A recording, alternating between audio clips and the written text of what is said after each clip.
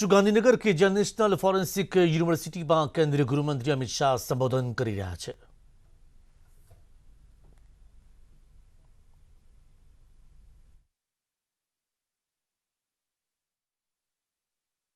हिस्से हैं। एक तो पुलिस के माध्यम से रोकथाम, अगर अपराध हो ही जाता है तो उसका अन्वेषण और फिर उसको न्याय की अदालत में सजा दिलाना करते हैं, तब जाकर हम गुनाहों की संख्या और गुनाहों के अलग अलग प्रकार पर अपना काबू ले सकते हैं, उसको कम कर सकते हैं। भारत सरकार एक बहुत बड़ा अभी संवाद करी है देश भर के पुलिस अफसरों के साथ, देश भर के न्यायपालिका के न्यायाधीशों के साथ, वकीलों के साथ, लॉ यूनिवर्सिटी के साथ कि हम सीआरपीसी, आईपीसी और एविडेंस एक्ट तीनों में आमूलचूल परिवर्तन करना चाहते हैं। आज के समय की जरूरियातों के हिसाब से उसको हम आधुनिक बनाना चाहते हैं और जो काल बाह्य हो गई है वो चीजों को निकाल कर जो आज की चैलेंजेस है उसको मिट करने के लिए हम नई धाराएं जोड़ना चाहते हैं। और जब ये करना चाहते हैं तब बहुत सारे लोगों का सजेशन है, मेरा बहुत पुराना सजेशन है कि 6 साल के ऊपर के सजा वाले सभी अपराधों में फोरेंसिक साइंस लेबोरेटरी का विजिट कंपलसरी करना। देखने में तो बहुत सुनहरा और खूबसूरत सपना है, मगर मैन पावर कहां है, मानव बल कहां है? फोरेंसिक साइंसेस सुशिक्षित मानव बल जहां तक हम खड़ा नहीं करते हैं, ह्यूमन रिसोर्सेज खड़ा नहीं करते हैं, हम ये कर नहीं सकते हैं। हर जिले में कम से कम एक मोबाइल फोरेंसिक वान तो हो जाए, एक स्टेट की फोरेंसिक साइंस लेबोरेटरी का एक एक्सटेंशन तो हो जाए, कम से कम रोड लेवल पर हो जाए, तभी जाकर ये हो सकता है। और ये करना है तो हमें इसमें तज्ञ बच्चों की, विद्यार्थियों की जरूरत पड़ेगी और ये तभी हो सकता है जब forensic science university Gujarat, national forensic science university Gujarat हर राज्य में अपने कॉलेजेस खोले और अलग अलग फोरेंसिक साइंस के विधाओं से एक्सपर्ट बच्चे तैयार करें। और ये करने के लिए मुझे लगता है कि अब बहुत देर नहीं होगी, बहुत तेजी से काम को हम करने जा रहे हैं। और एक हमारा उपनिषद का वाक्य है, सुराज्य का मूल न्याय होता है। सुराज्य तभी आता है जब न्याय दृढ़ीभूत होता है। तो मैं मानता हूं कि इससे न्याय दृढ़ीभूत करने की हमारी जो गति है वो आगे बढ़ेगी। अभी हमारी पुलिस पर अभी मैंने आईपीएस ट्रेनिंग वाले युवाओं के साथ बात करी तो कहा था हमारी पुलिस पर 2 प्रकार के आरोप लगते हैं।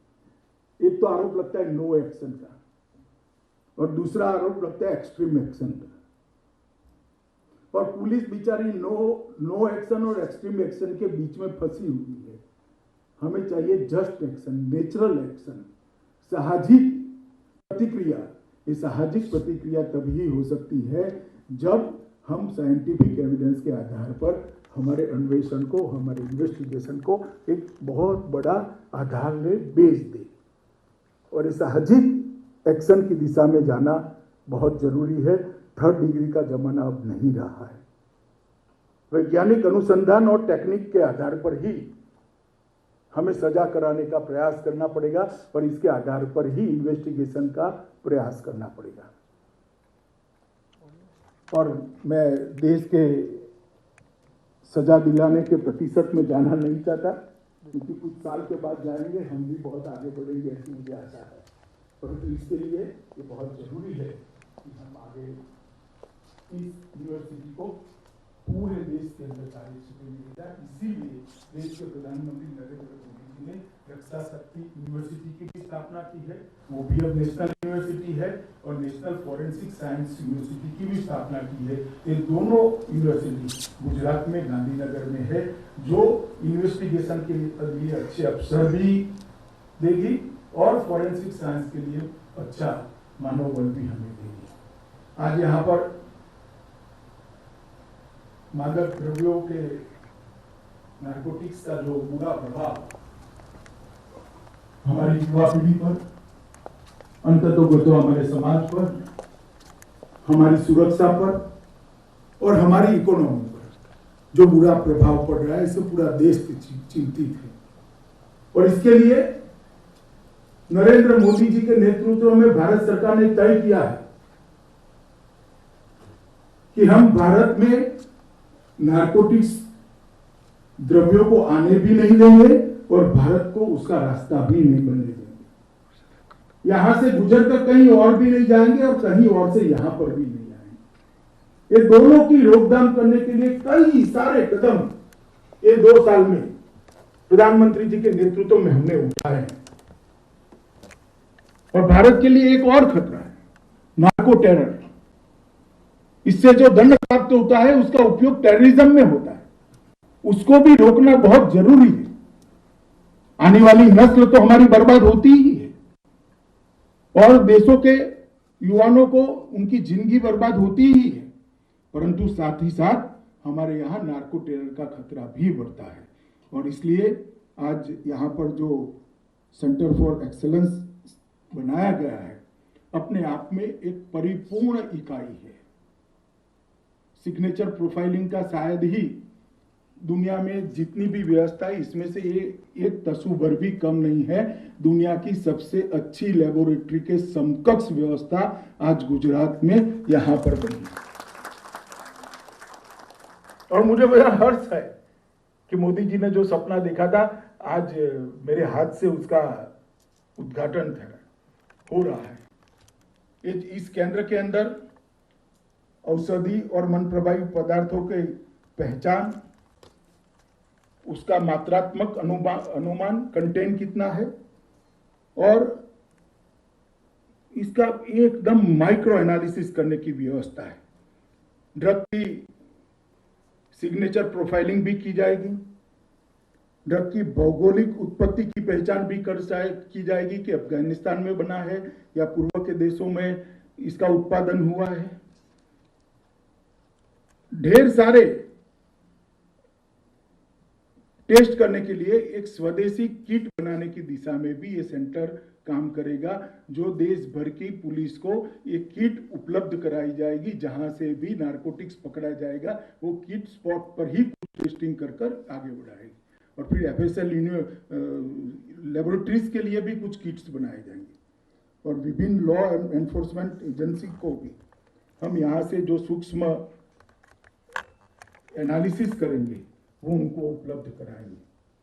हमने ढेर सारे नारकोटिक्स के लिए व्यवस्थाओं में ढेर सारे बदलाव किए, कोऑर्डिनेशन से लेकर हायरार्की से लेकर कानून तक, और बदलाव करने जा रहे हैं। श्री अस्थाना जी यहाँ बैठे हैं, मुझे ये कहने में बड़ा हर्ष हो रहा है कि विगत 1.5 साल देश के नारकोटिक्स को रोकने के अभियान में स्वर्णमयी कालखंड रहा है।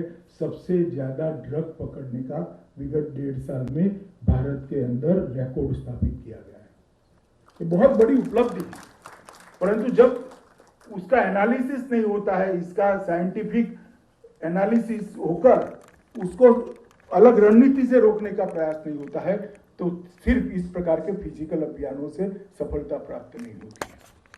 मित्रों, फॉरेंसिक साइंस के क्षेत्र में ये स्थान, मुझे पूरा भरोसा है कि विश्व भर में आने वाले 4-5 साल के अंदर विश्व भर में अपनी पहचान अभी भी बनाई है, मगर और पुख्ता बनाएगा और विश्व में सर्वोच्च स्थानों में से एक स्थानीय होगा। और हम आगे इसको ले जाने के लिए मोदी जी के नेतृत्व में भारत सरकार कटिबद्ध है। और यहाँ पर जिस प्रकार की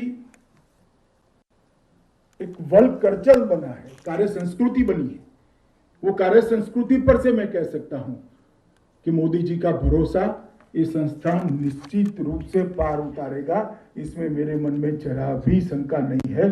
हम विश्व का सबसे अच्छा फॉरेंसिक साइंस यूनिवर्सिटी बनेंगे, इसमें मुझे जरा भी डाउट नहीं है। मेरे लिए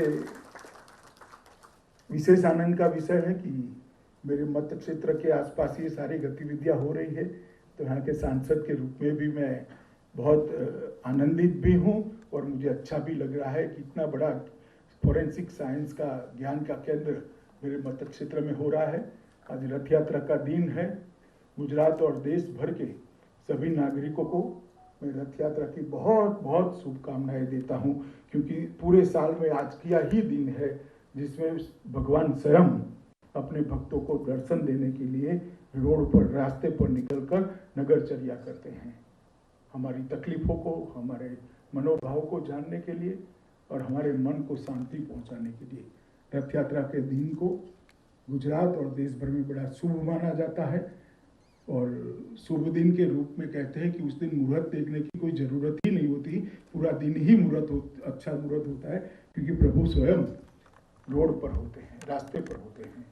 तो आज के दिन ही ये सेंटर की स्थापना हुई है और मैं सभी को, व्यास जी को और उनकी पूरी टीम को और अस्थाना को भी, क्योंकि बाद में फॉलोअप उनको करना है, उनकी टीम को करना है, बहुत बहुत मन से शुभकामनाएं देता हूं कि हमारा सारा लक्ष्य इस सेंटर को स्थापित करने का आप लोग के परिश्रम से सिद्ध हो और देश को जल्दी नार्कोटिक्स के एक प्रकार से शिकंजे से हम बाहर लेकर आगे बढ़े, यही मेरी शुभकामना है। भारत माता की जय।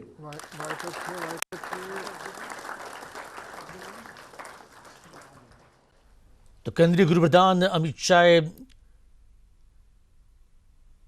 જે ડ્રગ્સ લેબોરેટરીનું જે ઉદ્ઘાટન જે કર્યું છે અને તેને કારણે જ એ જાણી શકાશે કે જે તે ડ્રગ્સ જે વિવિધ તપાસ એજન્સીઓ પકડતી હોય છે તેમાં કયા કયા પ્રકારનું ડ્રગ્સનું જે મિશ્રણ કરવામાં આવ્યું છે તેની માત્રા કેટલી છે, તે ક્યાંથી આવ્યું છે અને ગુનેગારો છૂટી ન શકે તેને ધ્યાનમાં રાખીને આ પ્રકારની જે વ્યવસ્થા ગોઠવવામાં આવી છે અને ડ્રગ્સ શોધવા માટે જ આ ખાસ પ્રકારની laboratory national forensic science university તૈયાર કરવામાં આવી છે, જેણે આંતરરાષ્ટ્રીય ખ્યાતિ પ્રાપ્ત કરી છે। અગાઉ પણ જ્યારે સાઉદી અરેબિયા, ઝિમ્બાબ્વે જેવા દેશના પોલીસ અધિકારીઓને ટ્રેનિંગ આપવામાં આવતી હતી ત્યારે દેશ ઉપરાંત વિદેશના પોલીસ અધિકારીઓને પણ અહીં ટ્રેનિંગ આપવામાં આવશે, જેથી ડ્રગ્સને ફોરેન્સિક સાયન્સને લગતા ગુનાઓને લગતી તપાસ બાબતે ટ્રેનિંગ પ્રોગ્રામ શરૂ કરવામાં આવી શકે અને ખાસ તો જે ડ્રગ પેડલર જે હોય છે, જેઓ અલગ અલગ જગ્યાએથી ડ્રગ્સ લાવીને ભારતમાં તેઓ ઘુસાડતા હોય છે, તો કેન્દ્રીય ગૃહપ્રધાન અમિત શાહે કહ્યું કે